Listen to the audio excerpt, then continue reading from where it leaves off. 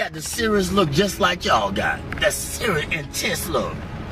Because he's trying to find his way. He's trying to figure it out. It's frustrating.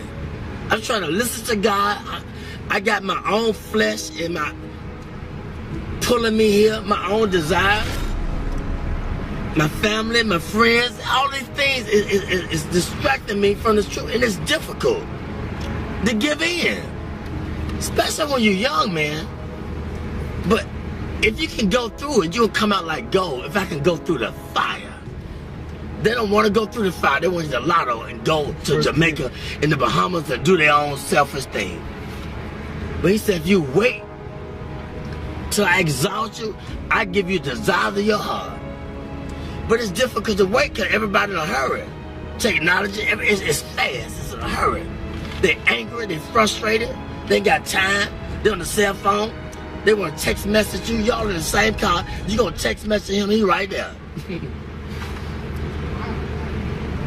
You know what I'm saying?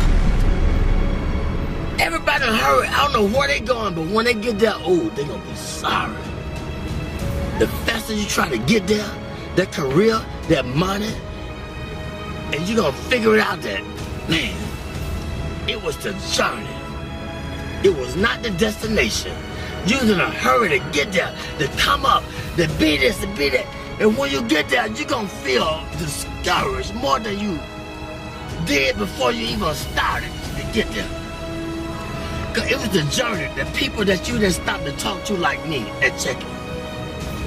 The people at the gas station. You was in a hurry to get there, but it was the journey. The more humble you be, then the more you can be fulfilled with the truth. But when you think you got it and you on your way, then you're gonna get less of it because can't nobody talk to you. You can't stop. You're in a hurry. It's a difficult thing, but you got it. I see the intensity. He's showing you how to relate, connect to the people. I would say this, it's a man with pushing a basket. This man right here, they brilliant now. Don't look at the outside appearance. I've seen him in action. He was pushing a basket, and I was under the bridge, and I was talking to everybody except him.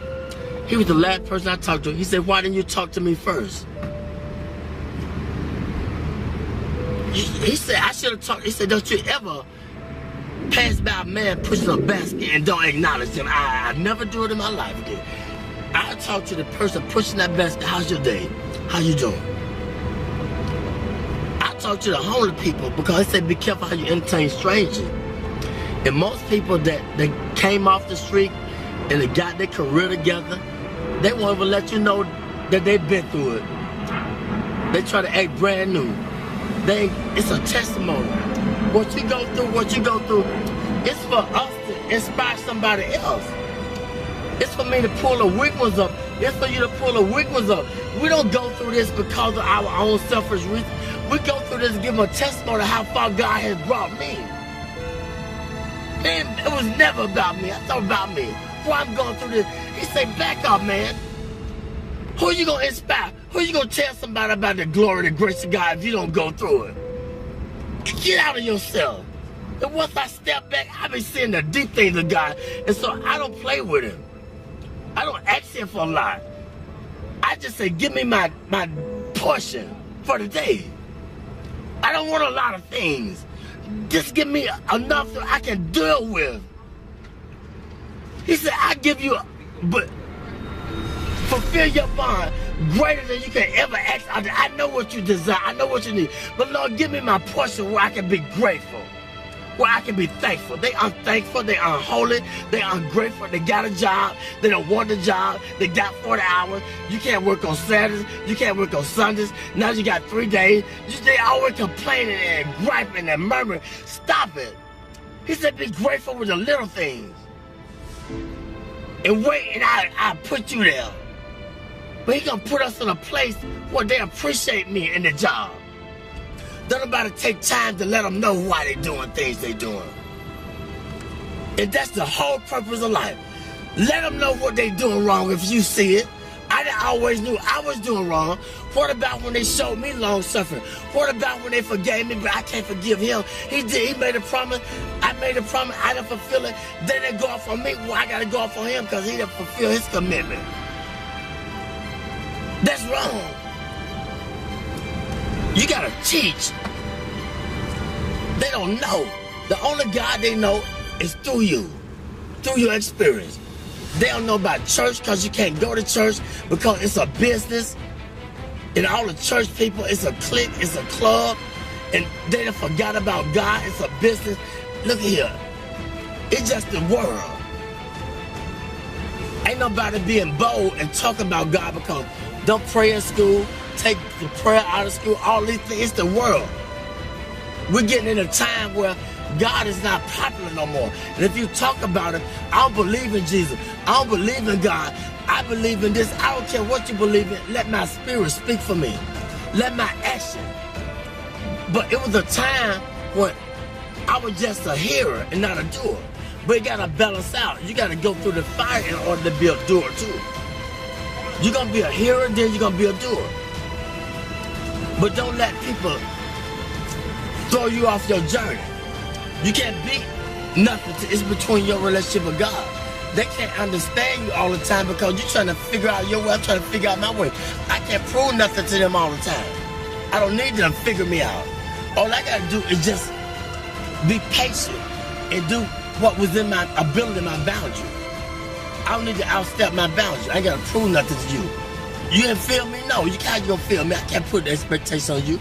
I don't always feel me, understand me. So that's wrong. Be humble. Acknowledge him in all your ways. When I do wrong, I said something wrong to offend you, forgive me. I gotta say it right away, get it over with. If I offend somebody at work, look, if they persecute me, look at God trying to strengthen me to show them who I serve. I say I believe, I'm walking with it. Well, teach them. They don't know. They don't know why they're doing that to me. Let your light shine among men. They might glorify your Father in heaven. It's real, man. I experience it all the time, 24/7. But I asked for it. I wanted to be a preacher when I was 6, but I didn't know the price I had to pay. Much wisdom, much grief, much sorrow. Ain't no other way you're gonna get it. But if you can just go through the fire, you'll be like gold. When you take the jewelry to the pawn shop, how do they determine if it's real or fake? They put it through the acid test. They put the fire upon it. That's how we know if we're real or fake. We're gonna go through the fire. You're gonna have disagreement with each other, but it's okay. You're gonna be friends, but if you have a disagreement, it's just a disagreement. That don't mean you ain't gotta see her no more and talk to her, or talk to her, or whatever. I ain't got nothing to hide. My burdens are heavy, but when I'm weak, he's strong through me. He speaks through me. The weaker I get, the more frustrated I get with my life, and I did this, I did that, then the more he speaks through me, the more he takes control of me. That's just where he wants you at. Get frustrated. That's when he gonna speak through you.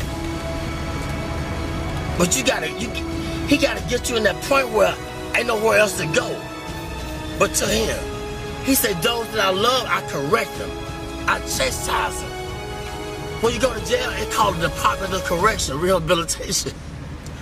But we get mad at the correction. He said, if I didn't love you, I would correct you. He could have took our life. Amen? Amen. He could take the life. But he corrected me. I just thank God for y'all. But this is what Solomon asked.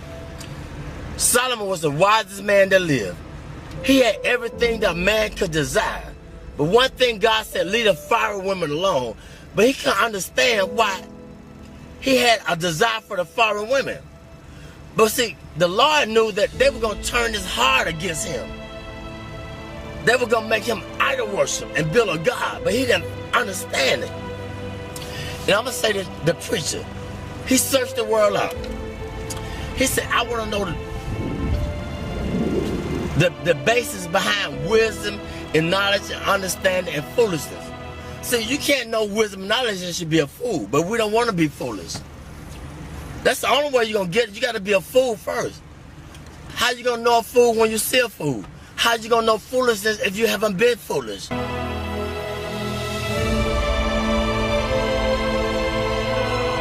See, you can't know wisdom and knowledge and should be a fool, but we don't want to be foolish. That's the only way you're going to get it. You got to be a fool first. How you going to know a fool when you see a fool? How you going to know foolishness if you haven't been foolish? Foolishness, it comes with, it's painful. Because we think we all of that. We got a lot of abilities. We can create. We can be inventors, but we're limited.